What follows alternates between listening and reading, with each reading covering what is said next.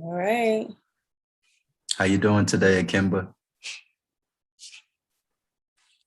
Man, was up all night. Really?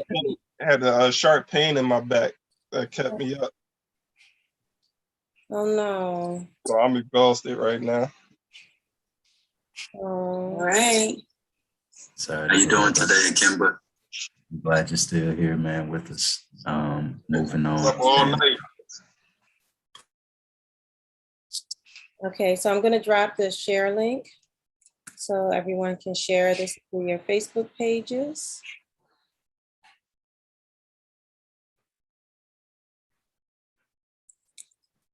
And we can get ready to get started. So I'm going to introduce myself. I am Yane Indigo in Lenape-Hopkins Territory, so-called Philadelphia. And just excited to get started on day 14. This is the Black August Power Hour, where we have been for 14 days now meeting every day at noon Eastern, 9 Pacific, and working out together and reading a few pages of Blood in My Eye and discussing it. This is a way that we are seeking to embody the spirit of Black August, which is about learning, training, and reading, studying, fighting in honor of our community, of our martyrs of the movement, our political prisoners. And so we're doing this and having an amazing read and discussion. It's been really, really such a great experience for me. Reading and reviewing this book, Blood in My Eye, in community, and working out and getting stronger. I'm going to introduce the people who helped, that also we planned this together and have been leading a good portion of the workshops. Ikemba, do you want to say hi? Peace, this is Ikemba out of Philadelphia, community organizer and educator. Pass it over to Raphael.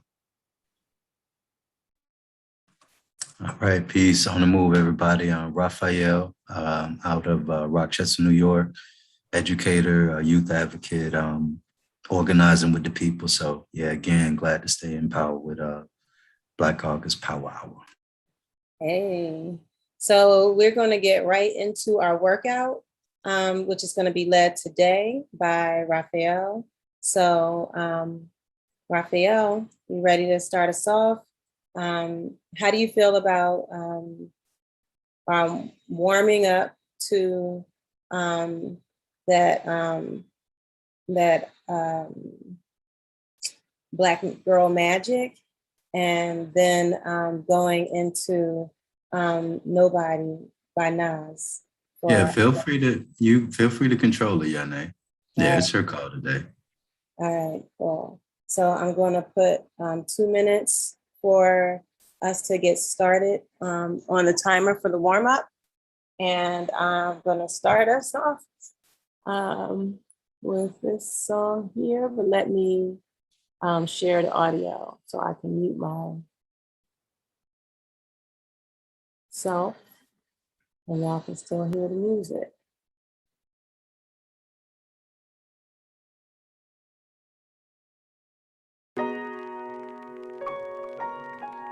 Right, everybody. So we'll go ahead and get started first with some leg stretches. So just spread your legs a little bit wider than shoulder length, about where my arms are. Right, and let's stretch ourselves all the way to the right. Do a 10 count with all of our stretches. Oh, Broogadabra, here I come. Magic, I bitch styling. Move like magic excellence. Poof, you need reminding. Getting round illusion show. My word, she back again. You will never end the rain. We keep multiplying. Running through the evidence. They just no denying. Some big out of deficient. It just keep on shining. Who that lady got some lip. From my mama got the gift. We just pour some peace in it. At least we keep on trying now. Hold on, my youth. Hold on, my youth. I told you I was coming. 7, 8, I gave you 9, warning. 10. For I'm just All right, running. straight back. Hands on Hold hip. on, my youth. Kind of Hold on, my pushing youth. your I hips told you in. I was coming. I right on the leg. 7, 8, 9, 10. Right. Grab the right leg with your, or your left leg with your right arm. Stretch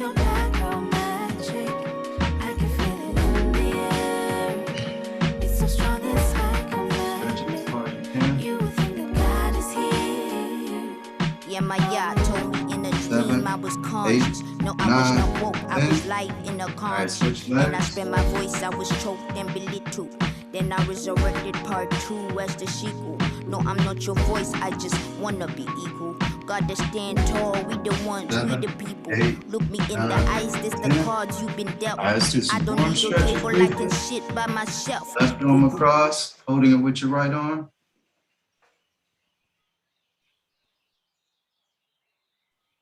7, 8, I've been black 9, since 10. 93. All right, other But arm. understand that it's not just about me. Understand that there's a spirit underneath this. All right, skin. there's a buzzer. Understand that So we'll there's go a straight soul into that, into inside. our jumping jacks. Soul. We'll do these for 1 minute.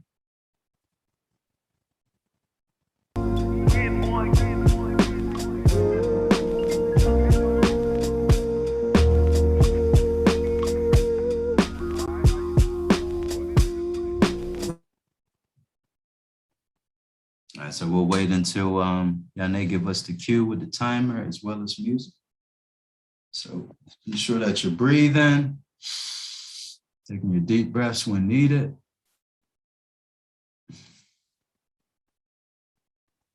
All right, at the 1 minute. All right, let's go.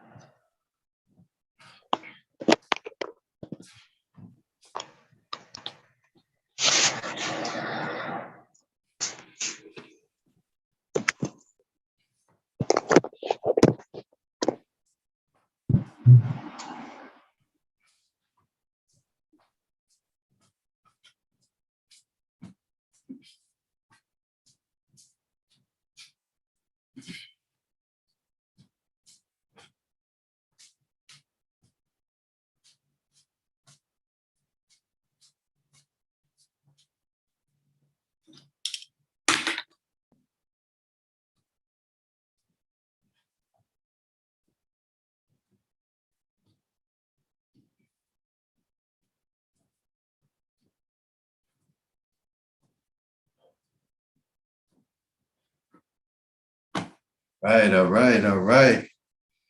Let's take a 10-minute pause. Be sure to take a few deep breaths. You should feel the burn in your legs, your calf muscles, thighs. All right, we're gonna go right into our jogging from here. Jog in place for 1 minute. All right, go.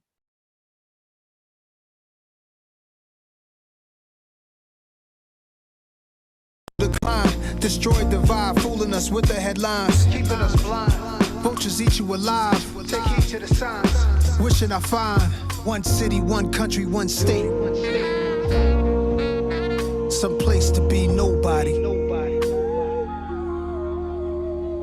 Some place to be. Some place you wouldn't know probably. Some place to be nobody.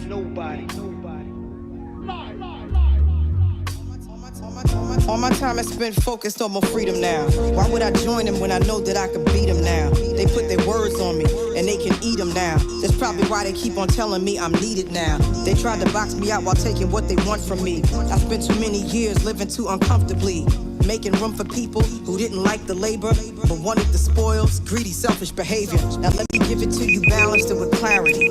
I don't need to turn myself into a parody. I don't use YouTube for popularity. They clearly didn't understand when I said I get out apparently. My awareness like Keanu in the Matrix. I'm saving souls and y'all complaining about my lateness. Now it's illegal for someone to walk in greatness. They want the same, but they don't take risks. Now the world will get to see its own reflection. Right, and so the anointed can pursue their own direction. And if you're wrong and you're too proud to hear correction, So walk into the hole you dug yourself, fuck a projection. See me in my freedom, taking all my my land or you back. can, They said a lot hold against me something thinking I back just stand on, back. I got my back legs up, beneath me. I got my down. hands back. A lot of people sabotaged, they Right. couldn't stand that. The 1 minute Turn the mark other would be cheek. like I took blow after punch blow. and sit up. There's so much crisis in the world because you reap what you sow. When you keep what you know is meant for someone else. The ditch you dig for them, you might just end up in yourself. I'm in the secret place. I keep a sacred space. They keep showing their hands, but keep hiding their face. If I'm a messenger, you block me, then you block the message. So aggressive, the world you made is what you're left with. Pride and ego over love and truth is fuck reckless. Y'all niggas got a death wish. The stupid leaves me breathless.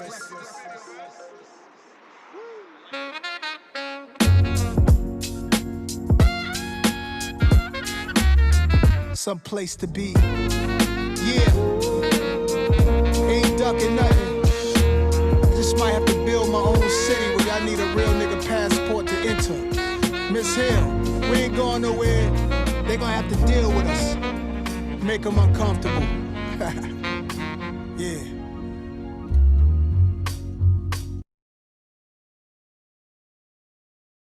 Only Metro by T-Mobile lets you say hello to 5G with the amazing iPhone 12 mini on us. Powered by the T-Mobile 5G network. Get the iPhone 12 mini with 5G on us and rule your day with Metro.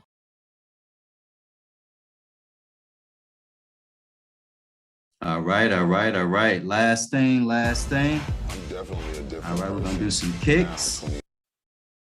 All right.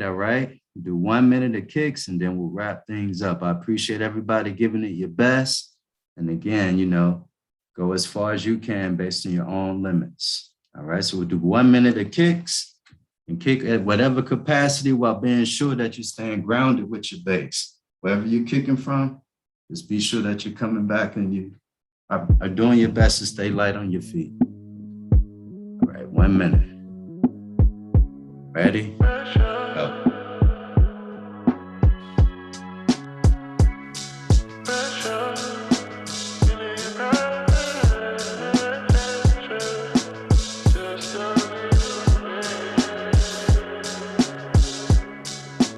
Pressure where your ton is getting too heavy. Had to inspire them again like I didn't already. Real ones still around, release the confetti. Godson across the belly. I ain't made it till we all could say that we made it. Been down with the hustle so long, feel like we related. Take my word like you would from the book of Revelations. Dead presidents, that shit come when you dedicated. I invest in education cause we wasn't privy. We got busy, put scholarship programs throughout the city. Hefe did it my way, chairman of the committee. Rat pack niggas like Sinatra in the 60s. Come through on some wavy shit. Valentino camouflage on some Army Navy shit. I know you can feel the pressure, keep up with my cadences. QB lingo, freestyles taping on Stretch and Barbito. Hit through me the beat and I had to eat it. The lies I recorded in your session deleted. Hurting niggas. All right. Thank you, everybody. All right, this one I turn it back they over don't wanna to see me Janae. heated. On the move. The pressure where your ton is getting too heavy. Had to inspire them again like I didn't already. Real ones still around, release the confetti. Godson across the belly. Quarter and all of that. So let's Godson across the belly.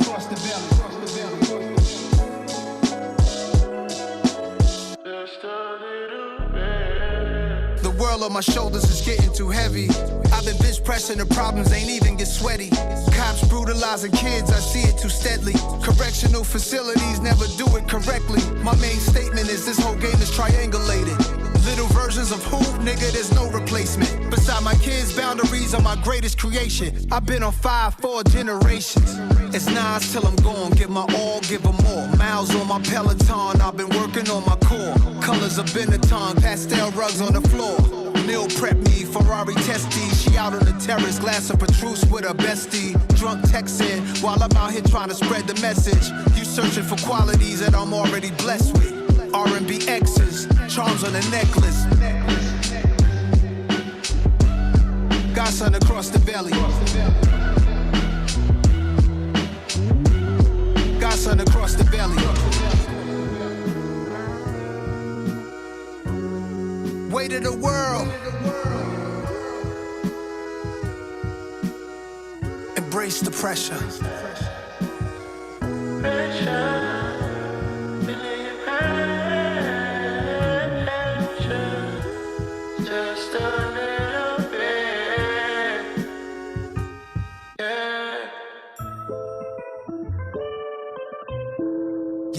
hold up. KD2 shit. Hey, hold up, come on, whoa. Right back at this. Right back, hold up, whoa. High on life, drunk off dark liquor, shit getting eerie. Like I threw on Thriller, bitch, I'm a hard hitter. Rolex clocks and killers holding the order. I'm praying God delivers. I had runners with Suge, niggas would have been shook at the. All right. So we ready to get to the reading now. I'm going to transition to my reading spot. Really excited about reading this next chapter. The last one was super great to read and discuss. So yesterday we were reading the piece on fascism. And so today we're going to start on page 141 with classes at war. Can everybody hear me fine? Yeah. All right, awesome. So Yeah, I can hear you fine, yeah, now. great. Classes at war. Mobilization and counter-mobilization. Enough time has passed now since the emergence of fascism, the extreme crisis that precipitated, and the hostilities that caused its early development to view it with less of the coloring that sensationalism and war propaganda necessarily create. We should now be able, after time has somewhat dulled the traumatic exchanges of debate and struggle, to analyze fascism objectively, its antecedents, its prime characteristics, and its goals. In denying its ideological importance, I am not suggesting that all of its advocates of the especially early period were opportunists or deranged individuals reacting to a personal threat to their own situation within the society. A great many of the early fascist intellectuals were responding to a very real social situation. As intelligentsia, keepers of the particular nation system of values, art forms, and political thought, they felt it was their responsibility to attempt to resolve a growing social problem. My insistence upon the non-importance of ideology indeed rests squarely upon this point, that most of the fascist intellectuals were reacting to uprootedness and social disintegration of the particular moment, and with each change in the face of the state of affairs, they were in large part forced to repudiate most of their former ideology. Weight is given to this observation by the fact that early fascism included an amalgam of expressionists, anarcho-syndicalists, futurists, Hegelian idealists, theoretical syndicalists, nationalists, and in the case of the Spanish Falange, intellectual anarchists. The whole theme of this early phase of fascism was not merely anti-communist, but fundamentally a general indictment of decadence, bourgeois decadence. Fascism also absorbed some socialists. In 1914, the Fascista Acción Revolucionaria formed itself out of a group of super-nationalist patriots favoring Italian intervention in the war against the Central Powers. Benito Mussolini, a leader of the extreme syndicalist faction of the Socialist Party, supported them vehemently in his newspaper, Tu Popolo d'Italia. And of course, this resulted in his expulsion from the party. In March 1919, after the deep disillusionment and unrest caused by the Italian participation in the war, Mussolini formed the first real fascio. The intellectuals that supported him did not do so out of a sense of the usual role of the intellectual society, i.e. to educate, to set the values of that society. In a time of extreme social disintegration and economic crisis, men like Benedetto Croce, Arturo Toscanini, and others like Giovanni Gentile and Gabriele D'Annunzio, one of Italy's greatest poets, supported Mussolini almost out of desperation at what they felt to be a destructive national breakdown. All four were elitists and may have also felt their status as intellectuals was also threatened. Recall, the Russian Revolution has shocked the world to its foundations about this time. The general disregard of the Socialist Party for any art form or scientific activity that did not serve the state, and its tendency to factionalize and procrastinate alienated many of the nation's top intellectuals. But the final reason why the importance of ideology in fascism must be denied is the fact that it exists in more than one form. In fact, historically, it has proved to have three different faces. One, out of power, that tends also to be revolutionary and subversive, anti-capitalist and anti-socialist. One, in power, but not secure. This is the sensationalist aspect of fascism that we see on screen and read of in pulp novels, when the ruling class, through its instrumental regime, is able to suppress the vanguard party of the people's and workers' movement. The third phase of fascism exists when it is in power and securely so. During this phase, some dissent may even be allowed. In Italy, Trilussa, the poet, wrote and published more bitter and biting satires attacking the political regime than can be found in any of the so-called liberal democratic states. In April 1925, 3 years after the fascist march on Rome, Benedetto Croce was able to publish a clearly anti-fascist manifesto. The finished product, the actual fascist arrangement, is diametrically opposed to its original ideology. The regime turns openly traditionalist, and idiots like Mussolini receive the favor and compliments of other idiots like President Roosevelt, Bernard Shaw, DuPont, Kennedy, and H.G. Wells. This stems from an inevitable conflict between the notion of a new spiritualistic man and the theory of the ethical state. The ideals of obedience and creativity, authority and freedom are so contradictory of each other, so mutually exclusive, that the ideology of fascism could never be taken seriously. The pseudo-intellectual origins of fascism can be traced all the way back to ancient Greece. The German National Socialist apologist Alfred Baumler and expressionist Gottfried Benn both recognized hegemony, as did some of the Italian intellectuals and Eastern European fascists.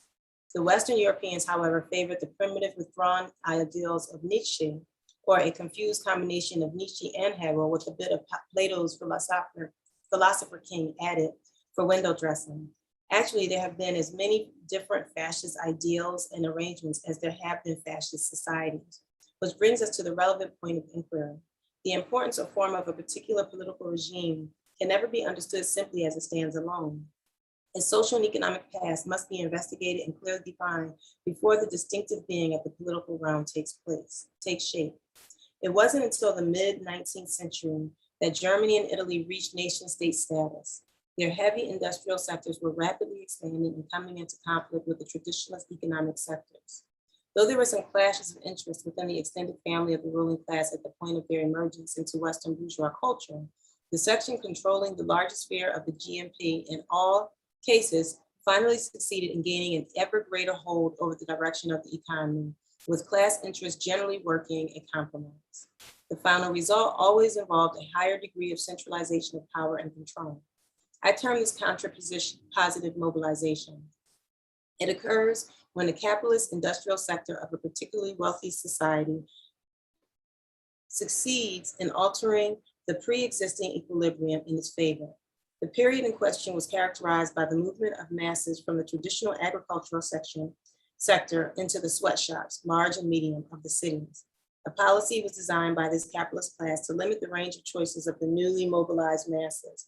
But the specter of communism was haunting Europe.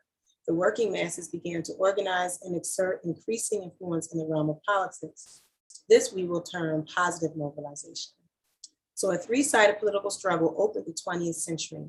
Actually, it was a two-sided struggle, the proletariat against the ruling class.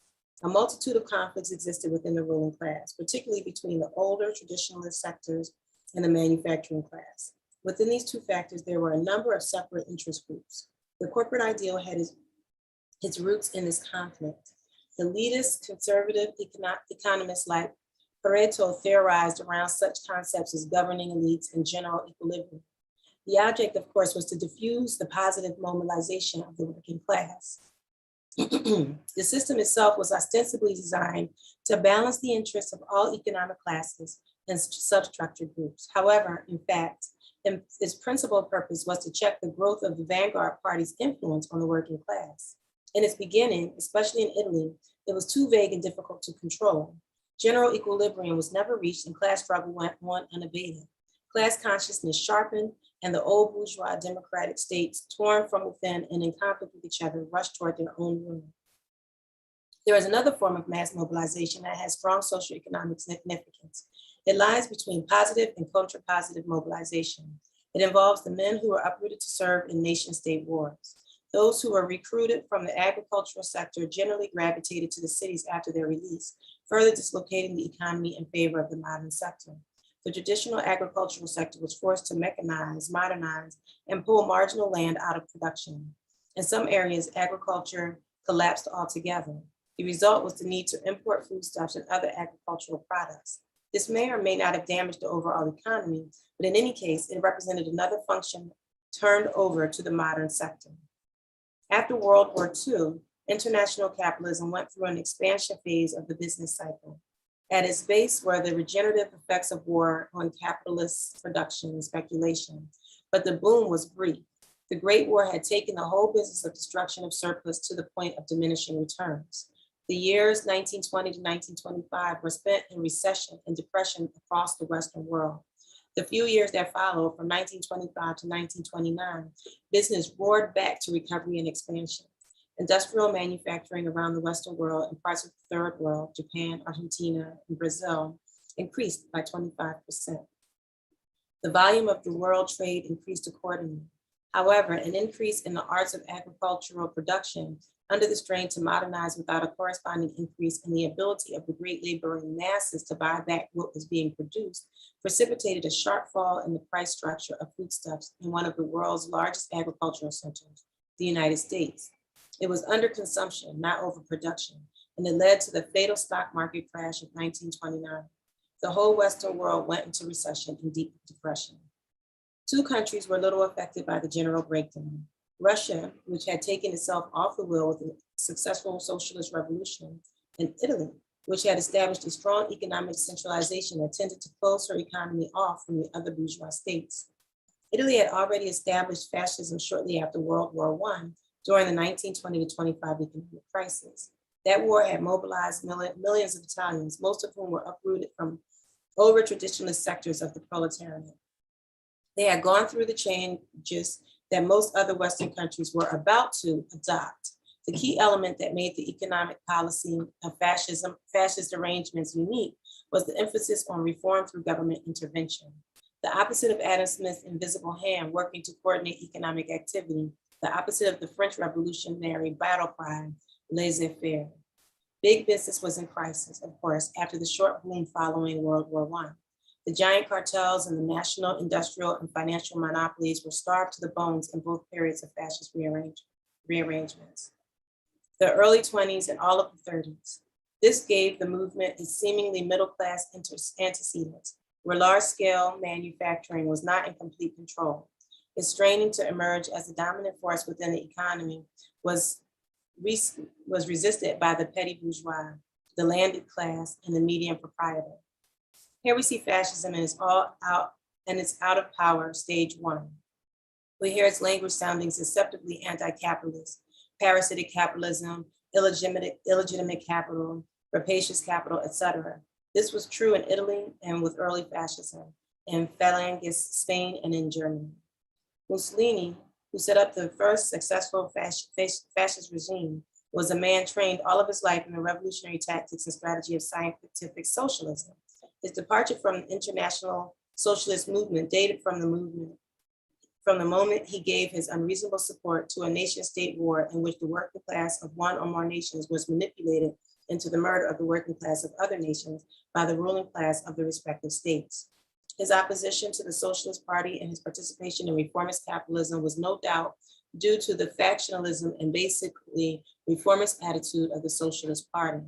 In spite of the fact that the Socialists won 156 seats in the chamber in the elections of 1919, over 50% more than the next largest political party, the Catholic Popular Party, and won majorities in the council of 2,202 communes and 26 provinces.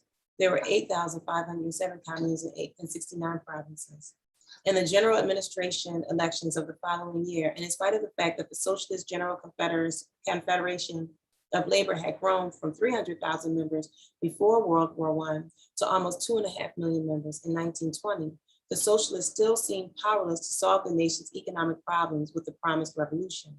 In 1920, the Socialist Party seized control of all of the nation's steel manufacturing plants, but incredibly returned them to the private interests. Several accounts claim that the workers couldn't run the plants, but if the makers of steel can't make steel, obviously it was a problem of direction and management in the vanguard party. There were strikes, slowdowns, lockouts, and the kind of disorders that precede revolution or counter-revolution. In the years following the war and during the early depression of 1920 to 25, Italy could have gone either socialist or fascist. There were partisans enough in both parties to lead the uprooted, disintegrating society into a new direction. The difference was in the nature of the leadership, along with the question of who would be willing to commit their whole fortunes and futures to the battle. Mussolini took his black shirt army and moved to the fight, killing and suppressing his opposition for the interests of an alarmed industrial traditionalist elite. He was well educated in the science of positive mobilization, which made him the natural architect of a counter-positive mobilization intended to fuse the working class movement. He seized power in 1922 with the full support of the northern industrialists, the petty bourgeois, and the older traditionalist agrarian interests. The 1921 elections left his party with only 35 seats out of a possible 535 in the parliamentary body. But by applying violence judiciously and scientifically, as he had learned from Lenin, he was able to force the abdication of the king and the constitutional monarchy and form the first political regime representing a new direction of capitalist development. Eyes right, he pumped bullets into the old left and new life into capitalism. The people were to exist solely for the state, the ruling class. This was the very antithesis of socialism. This period marked the second phase of fascism, the dark night when it was still insecure. But it went on to develop a closed economy with directed investment in public works propaganda projects. It proceeded to fill the economic vacuum with surplus capital and supranationalism. Believe, fight, obey. State-protected industries, mainly in munitions and shipbuilding. Italy extended her power facilities and opened new marginal agricultural land for its new slaves, new educational facilities, and new educators. Out of 1,250 university professors, only 12 refused to take the academics' oath of loyalty to the regime in 1931. They were also part of the reformers. Taken all together, the reforms turned out to be the extreme reaction. The government of 1870 had seized the papal state. The regime brought back the old religion. In 1929, in spite of the unrewarding experiences of World War I, the regime was allowed to make war again in Africa and Europe. This marked the third phase of fascism, in power and secure. The point here is that fascism emerged out of weakness in the pre-existing economic arrangement and in the old left, and the weakness must be assigned to the vanguard party, not the people.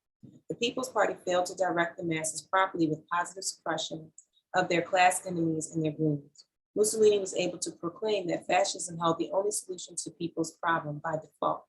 Fascism, the new arrangement, the rearrangement, the strengthening and reform of the laissez-faire competitive capitalism with anti-socialism from its inception. It's attempted to conceal the reality of the class struggle by disguising itself as a new solution to national problems, by defying the interests of the whole state, which turned out to be the interest only of the state's ruling class. Fascism is always a response to a threat to the establishment. Any anti-establishment actions taken by the strictly political arm of a forming fascist arrangement are simply attempts to centralize or upstage the capitalist industrial sector, either to establish it as in Spain or modernize it, as in those cases where marginal productive interests are absorbed or destroyed by the arrangement. It's significant to note that no fascist regime in power has advocated the abolition of any form of private ownership. The fascist regime and private ownership work hand in hand. No modern political regime can exist for long without the cooperation of those who control the means of production. I'll stop there. All right. Thank you, Yane, for this powerful read today. Wow, I think there's a lot to unpack. Before I make any comments personally, just want to see if there's anybody who has any thoughts, comments, anything that stood out for you, anything that may have been new. And of course, Yane, if you have any thoughts as a reader, yeah, feel free to chime in.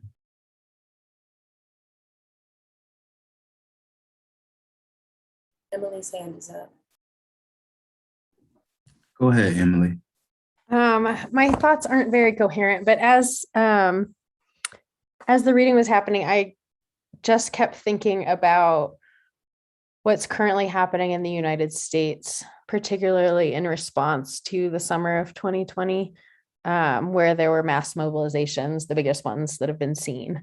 And then I'm thinking about the Democrats. I haven't watched the video of Cory Booker, like being really excited about like refusing to defund the police. I think they just passed something in the budget bill saying that if communities defunded the police, they would lose federal money.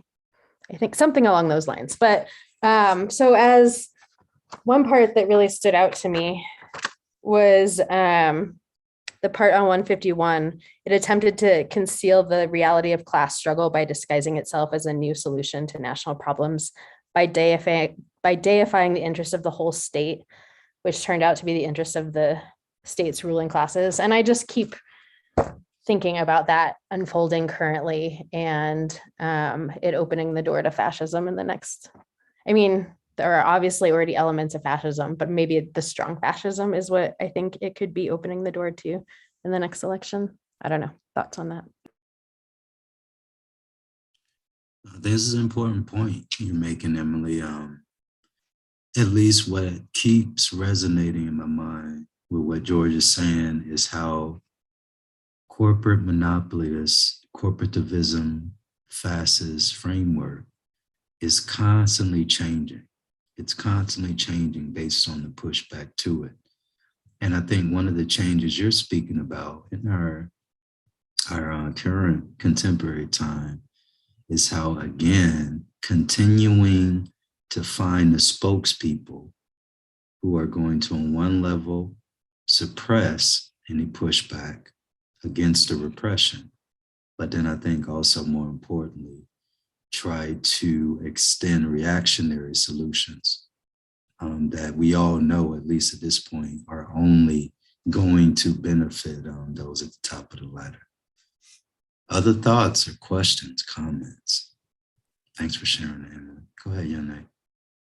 Yeah, that makes me think again about, I mentioned how they made that shift, the Western powers made that shift intentionally when it came to the continued colonization of Africa, to make sure that they had African leaders representing their interests, saying that if they don't see us, they won't hate us.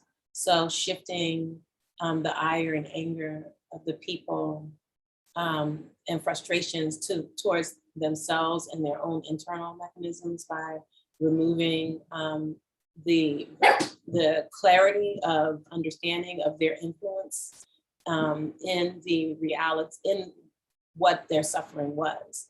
And that approach of like having that spokesperson, as you were saying, that is there, I think is, thinking about what Emily was saying, that is, I think, one of the key concerns in this current moment, as the state is seeking to fool the people and to believing that there really are solutions that the state is able and willing to bring. And I think part of the confusion is that there's this consistent perception that the state is able to bring solutions, and that there just have been people that have not been willing to direct the state in the way that the solutions will come about, as opposed to people understanding that the state cannot actually give us and provide and actual solutions, because the state is built on the reality of extraction and suffering. And so if we want solutions, we have to create a completely different system. And that's like people being confused constantly, like that we just have to fight to make this change is, I think, one of the biggest problems. And there are people who consistently perpetuate that through their misleadership in our community. And I think one of the things that George consistently talks about is the culpability, the responsibility of the vanguard. If the vanguard does not get the people in the right state of mind, if the vanguard does not raise the revolutionary consciousness of the people, and if the people end up in and subject to a fascist state, it is the fault of the vanguard. And that is something that I think we have to consistently recognize, remember, and be accountable to. If we are calling ourselves organizers and we are taking on that role of leadership, we have an absolute responsibility for what the results are that our people go through. So that was one of the additional messages that I found that I heard in this reading. Yes, thank you, Yane, powerful. One of the things you make me think about, and this question has been in my mind lately reading this book, who continues to profit off of our criminalization? And so in other words, as long as these notions of crime and laws that were created by the elites, who's making money off of this? And I think as George just reminded us, we can always expect the powers that be not to eradicate private ownership. And so if we see more prisons going up, if we see military getting bigger, we see police getting bigger, I think an important question we have to start asking is who is making money off of all these problems that are creating, and who's creating them to begin with? Does another war have to keep being created in order for corporate monopoly, corporativism, fascism to exist? I think George has laid it out for us. Other thoughts, questions, folks we hadn't heard from yet?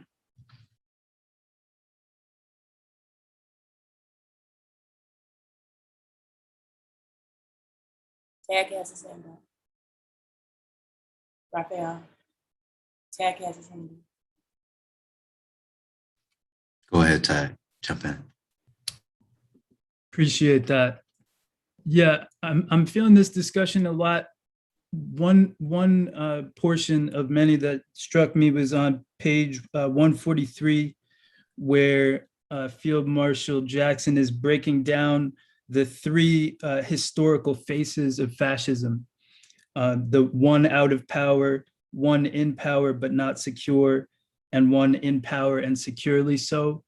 And to me, just connecting with what's been discussed thus far, it highlights, for one, the importance of, in his analysis, he is always sure to situate these concepts, these frameworks within their historical context, and also within the actual material conditions. And so I think that it seems to me that's part of why he's looking to de-emphasize the question of ideology in this section as it pertains to fascism. Not because ideology is not important, but as you were saying, as far as fascism mystifying, that mystification is so much an important tool of fascism. And so as not to be taken in by that mystification, and to really focus in on historically and concretely, how does fascism actually appear in the world? And so it just strikes me as a very important distinction that he's making, and a way into a stronger analysis of these phenomena, not being so caught up in what fascism looks like, or expecting fascism to appear in a particular form, but looking at how it has appeared in different forms. And so relatedly, with this question of the three different faces of fascism, I just found myself being reminded of the Amilcar Cabral quote about heads not fighting, over ideas, in people's heads, but over, material benefits, and to live better lives and for their families. I'm paraphrasing, but something to that effect. And so again, it just strikes me as a mad important way into these questions where we're not necessarily being swayed by a system, that being fascism, that is predicated on deception, and one prime example is the fact that he goes into Mussolini's history, as coming up as a dyed-in-the-wool socialist, and it seems to me that that's not something that's always, pointed toward as regards Mussolini. But I think it helps to bring out, the dialectical character of fascism that he's really underlining quite clearly. Excellent point, Tag. Thanks for sharing that. Go ahead, Yane. I'm wondering if we might have as an activity an examination of these three forms of fascism, and looking at the U.S.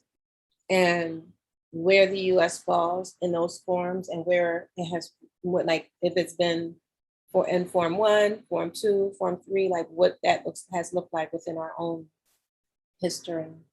I don't know if other people would be interested in examining that, but as a way to take this into the practical. I'm wondering what somebody thinks, where we are in that right now. Where do we think we are? Where have we been? What do y'all think?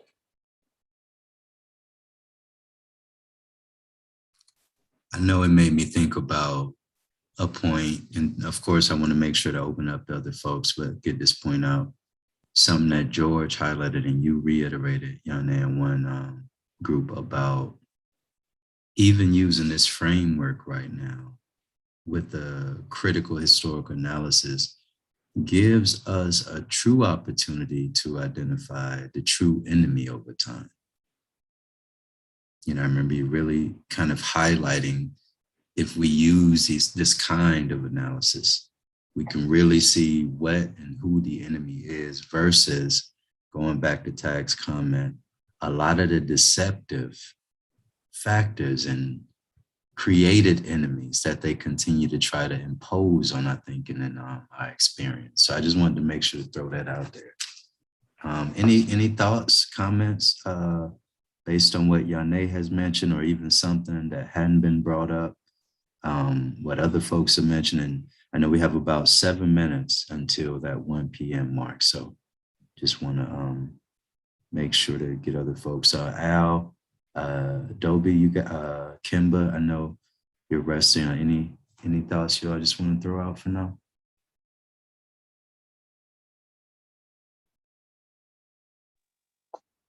Yeah, I'm just listening in.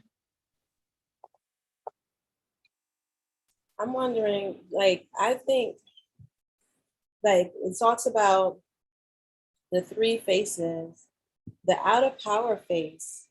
I'm wondering, about potentially, the early establishment of the U.S. corporation as being a kind of out of power fascist state, because from the very beginning, it was being established as a nation for the ruling class, but was using this kind of revolutionary and subversive language and move this war along, move through this revolutionary war.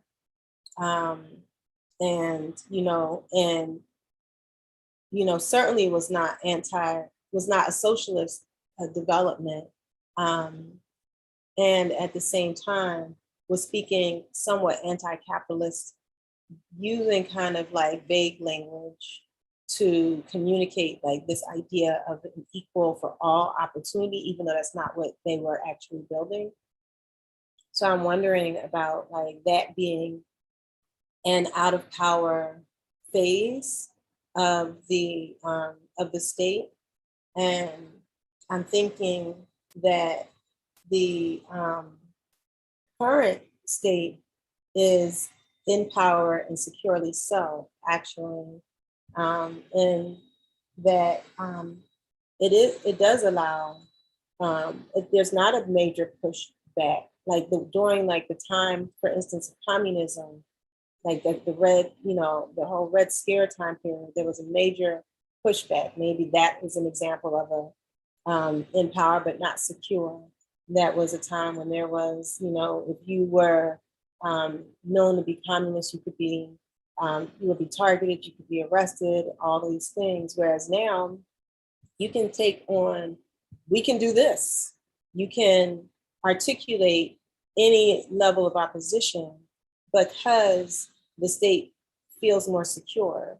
It has itself more securely in power. And so even though it's going to do the work to maintain its power, maybe this is why, and it is beginning to start doing some clapping back. Maybe it's been in this third phase and it's falling back a little bit into the second phase and losing that sense of security. And that's what the counterinsurgency processes and protocols are working to address.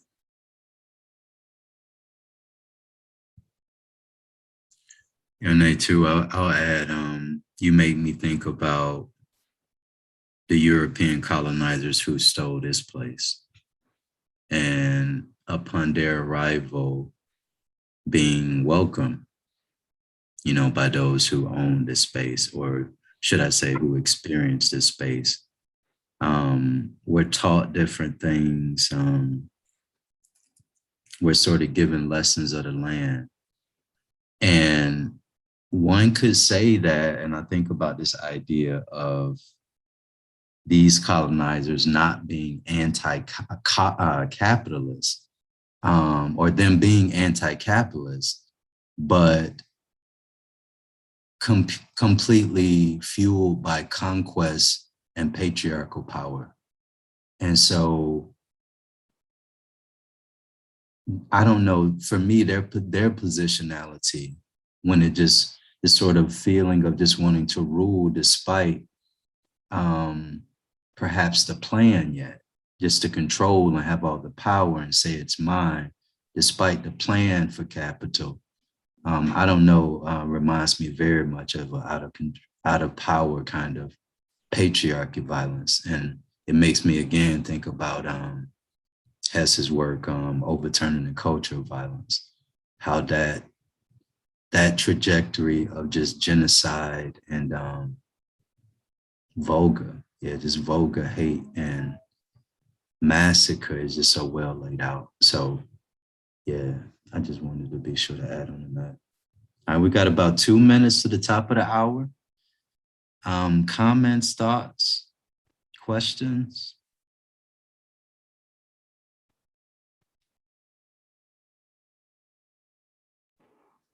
Hey, peace to all. I go by Dobie. Gonna make sure to fix these technical issues for the next meeting, but I definitely appreciate all of the comments and analysis that we've heard today, as well as the exercise guidance. Just wanted to express that. Right on, Dobie. Thank you for being here, sharing this space, reading this critical work by a fellow comrade, and stand on the move.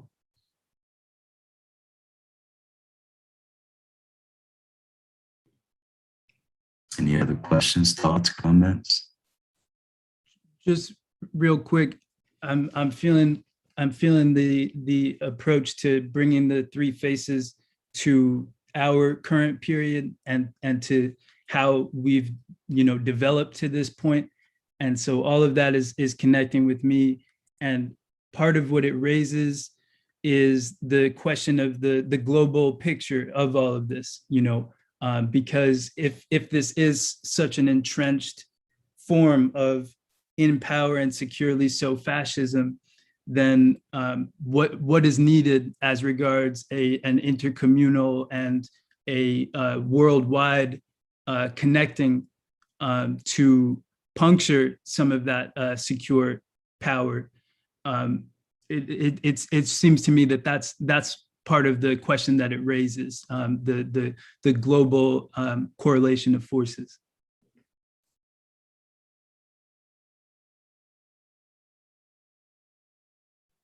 Right on that. All right, at this point, I'm gonna have to check out everybody. I'm gonna turn over facilitating to Yane, and I look forward to seeing you guys tomorrow. So on the move, continue in the spirit of Black August and a lonely revolution. Emily, please go ahead. I don't think I really have answers to what was just said, but I think that I think it's really important to consider the global context, particularly, and I don't know enough in regard to China's positioning and world powers. But I think what's happening in Latin America is particularly important because the US empire feeds off of Latin American countries. And the leftist and progressive people are coming into power. Obviously, I don't, like I said, have answers, but I think that there are global shifts happening that are pertinent to that analysis. Thanks. And I'll add on with a couple of thoughts. One, just remembering how George helped us to realize the amount of power that the people have in comparison to the state. When George was talking about the ability for us to wage guerrilla warfare and that the state cannot overwhelm and cannot win against an effective guerrilla campaign. So I think that when we talk about it being in power and secure, that security still depends on us. It still counts on us not being organized well enough to win, but it's not because we are not empowered to win.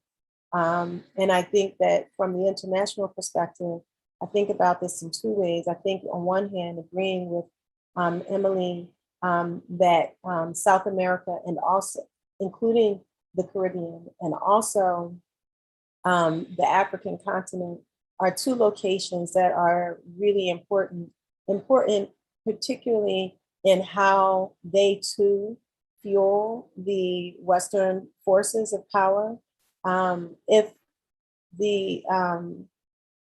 the continent of Africa was completely cut off all engagement of its resources, the Western nations would go bankrupt. So it's so they're so important to the perpetuation of the current state, which is why there's so much aggressive subversion of African-centered power on the continent. At the same time, we are here in the belly of the beast. And so what I observed even last summer is that when we rise, the world is rising. Because if we throw, like everyone knows that everything is concentrated here.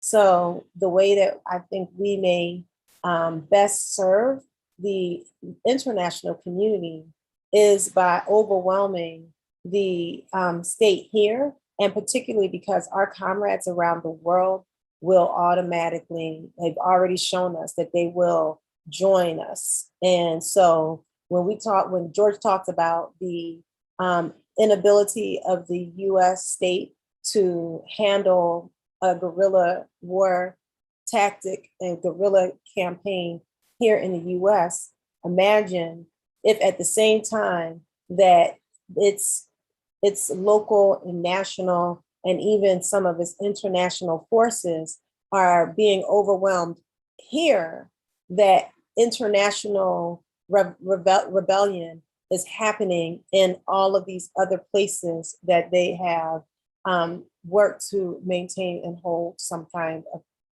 direct or indirect power.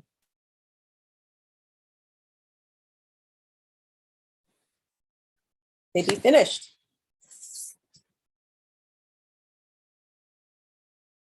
We are positioned to win. Anyone else have any thoughts on this part of the conversation or something else that was read?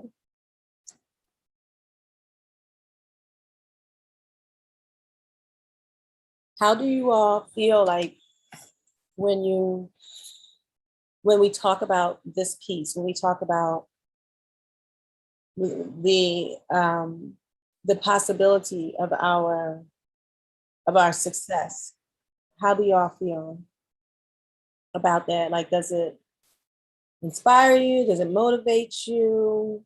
Or do you question? Or do you like question it? I'm just wondering, like, and I know like Tag and Dobie, you weren't in our earlier conversations, and I'm not sure if you have read those pages, but one of the things that George talked about was the reality of like the way an effective guerrilla war campaign would operate, and that there would be no ability of the state to actually beat such a campaign. We talked about the reasons why, how it works. We talked about the numbers and how many essential like shooters the U.S. needs in order to overwhelm one to match like each guerrilla. Like they would need a 10-to-1 ratio. They'd have to be able to field 10 soldiers for every guerrilla soldier that was in the field.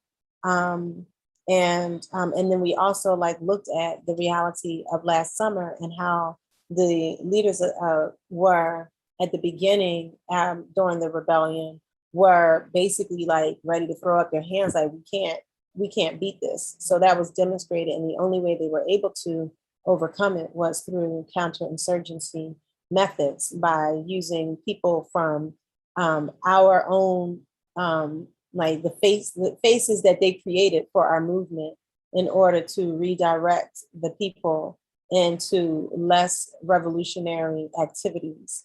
But without that having been able to be to occur, if the rebellion had been continuing with the energy that it had in the beginning, they would not have been able to. They were waiting for the scales to tip, as they put it. They couldn't contain us. And so I'm wondering if there's any thoughts about how, like, that potential, that reality, if that resonates with you all, or if you, if it motivates and inspires you, or if you question it. Just, yeah, curious.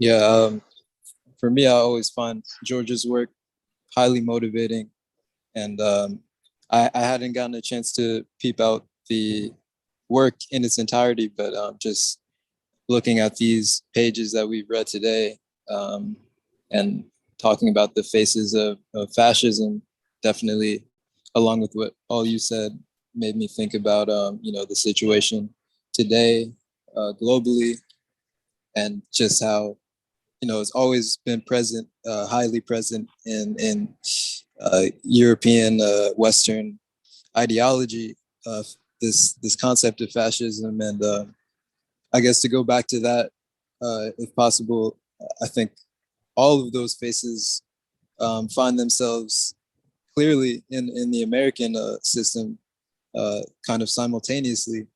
We're looking at, I think the first face, I don't have it in front of me now, but he describes it as almost subversive and repressive at the same time.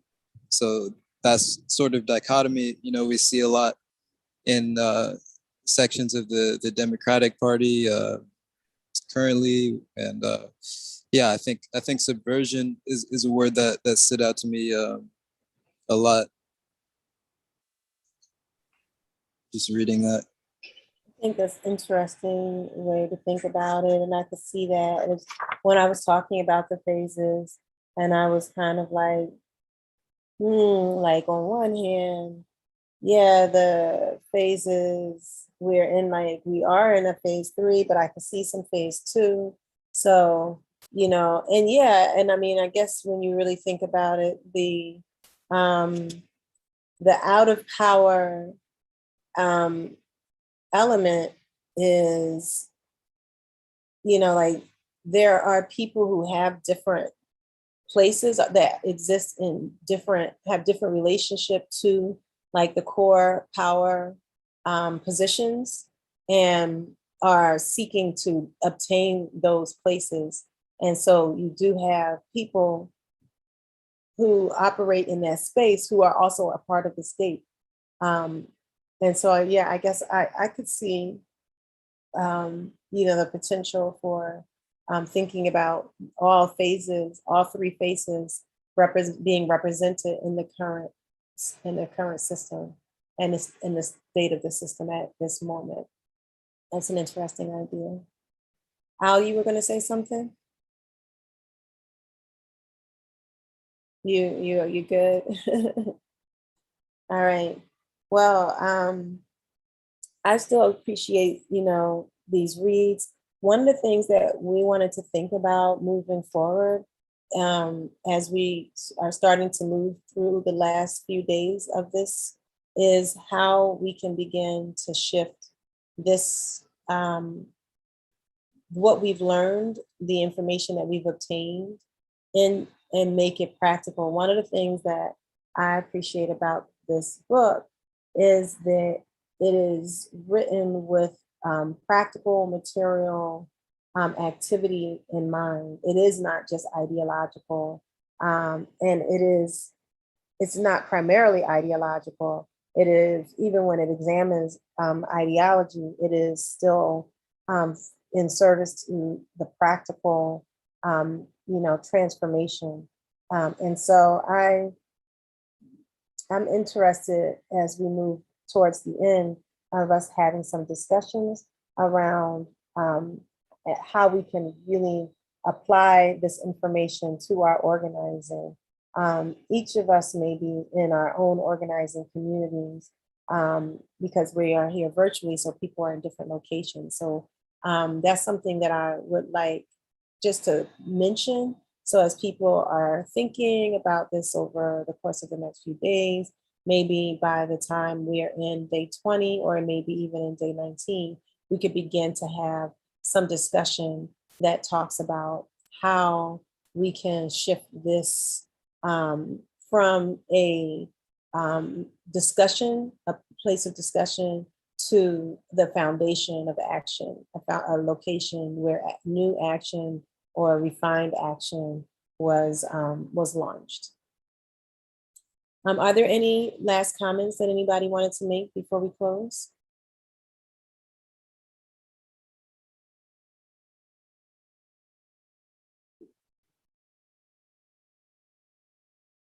All right, well, then I thank you all for joining us again today. I will see you all tomorrow, same time, same Zoom station. And we will pick up right where we left off with the reading after a little more physical strengthening. All right, enjoy your day, stay cool or hot, however you like it, but hydrate if you would, and make sure you get your nutrients, and I'll see you all tomorrow. Appreciate y'all. All right, peace, fam.